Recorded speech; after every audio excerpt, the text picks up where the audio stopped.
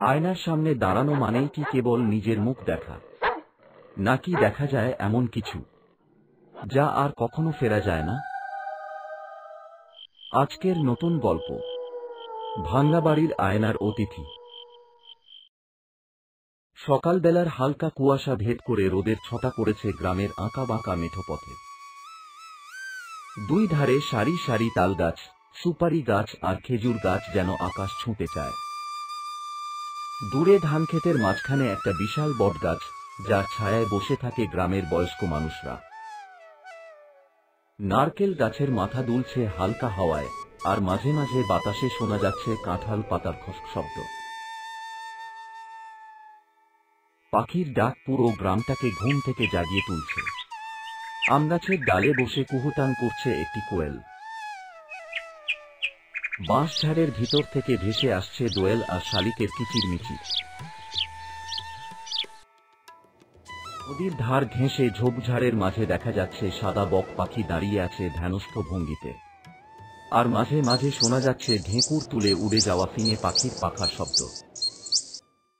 সন্ধ্যা নামার মুখে গ্রামের পথ যেন আরো নিঃসঙ্গ হয়ে ওঠে। তালগাছ আর খেজুর গাছের লম্বা ছায়া পড়েছে ভাঙা মেঠো পথে, ঠিক যেন গাছগুলো রাতের সাথে মিলে ভয় ছড়াতে চায়। বটগাছটা ধানক্ষেতের এক কোণে দাঁড়িয়ে আছে শতবর্ষের নিঃসঙ্গতা বুকে নিয়ে, তার মোটা শিকড় নেমে এসেছে মাটির ওপরে, যেন কারো পায়ের ফাঁক পেতে রেখেছে।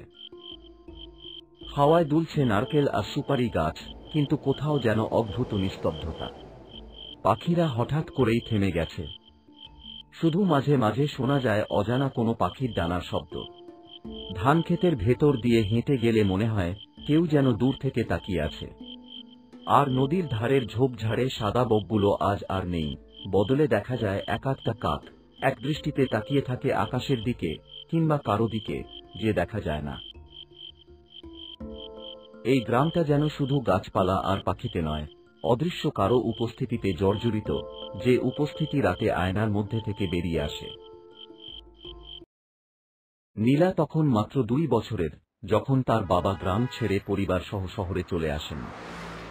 শহরের পাকা রাস্তায়, উঁচু দালানে, ইলেকট্রিক আলোয় বড় হয়ে উঠলেও বাবার মুখে শোনা গ্রামের গল্পগুলো তার কল্পনায় এক আলাদা জগৎ গড়ে তোলে।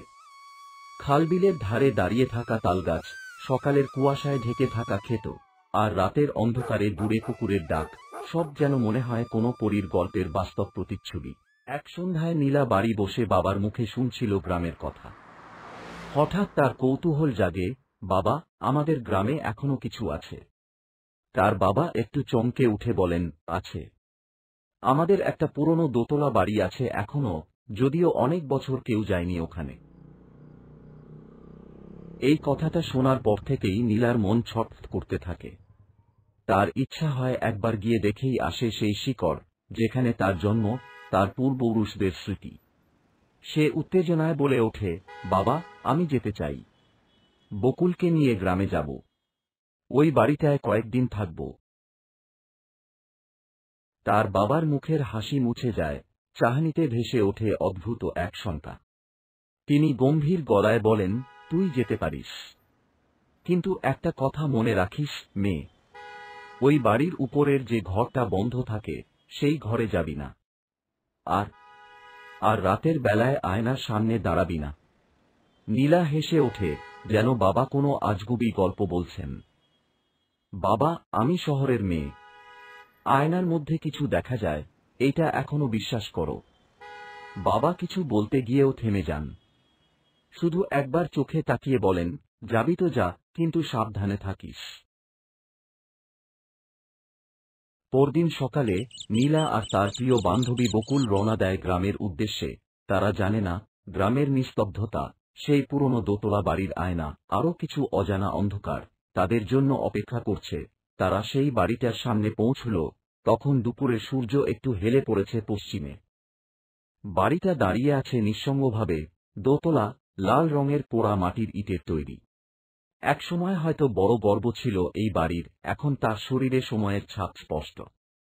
উঠোনের ধারে একটা পুরনো অশ্বত্থ গাছ, সেই বাড়ির গায়ে ছড়িয়ে থাকা মাকড়সার জাল যেন অন্ধকারের গোপন গল্প বলে। নীলা থমকে দাঁড়াল। এই বাড়িটা কেমন যেন চেনা অচেনা, বলে উঠল সে। বকুল একটু ভয়মিশ্রিত কৌতূহলে বলল, এখানেই তুমি থাকবা? নীলা হাসল। হ্যাঁ, কয়েকদিনের জন্য। এই বাড়িতে একটা রহস্য আছে বকুল। আমি সেটা জানতেই এসেছি। তারা দরজার তালা খুলে ঢুকল ভিতরে। ঘরের ভেতরটা স্যাঁতসেঁতে, একটু ঘন, ধুলোর গন্ধ, দেয়ালের রং উঠে গেছে। তারপর তারা উপরে উঠে দুটো রুম দেখতে পেল, একটা খোলা ও একটা দরজা বন্ধ। তারপর তারা খোলা রুমের মধ্যে বিশ্রাম করতে লাগল।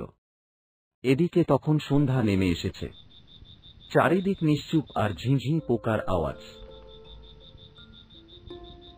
অন্ধকার ঘরটা যেন নিঃশব্দে হেঁটে আসা এক ভয়াবহ স্বপ্ন। জানালাগুলো বন্ধ, বাইরের আলো ঢোকার কোনো সুযোগ নেই। ঘরের এক কোণে রাখা পুরনো কাঠের খোদাই করা আয়নাটা হঠাৎ যেন অস্বাভাবিকভাবে ঝকঝক করতে থাকে। নীলার চঞ্চল মন সেই ঘরে যাওয়ার জন্য ছটপট করছে। বকুল তখন ঘুমাচ্ছিল। নীলা ধীরে ধীরে এগিয়ে যায়। গায়ের লোম খাড়া হয়ে উঠছে, কিন্তু কেমন যেন এক অদৃশ্য টান ওকে টেনে নিয়ে যাচ্ছে আয়নার সামনে। সে দাঁড়ায়। তার প্রতিফলন দেখা যায়, কিন্তু সেটার চোখ যেন নিজের নয়। মুহূর্তেই আয়নার গভীরে এক অস্পষ্ট ছায়ামূর্তি গড়ে উঠতে থাকে। অবয়বটা ধোঁয়ার মতো, কিন্তু চোখ দুটি লালচে জ্বলছে, আর ঠোঁটের কোণে অদ্ভুত এক বিকৃত হাসি। নীলা পেছনে তাকায়। ঘরে কেউ নেই, কিন্তু আয়নায় ছায়ামূর্তিটা এখন আর শুধু আয়নার মধ্যেই নেই। এই মুহূর্তেই ঘরের চারপাশে শীতল বাতাস বইতে শুরু করে, আর নীলার মনে হতে থাকে এটা কেবল একটা ছায়া নয়, এটারই এক ভুলে যাওয়া অতীত।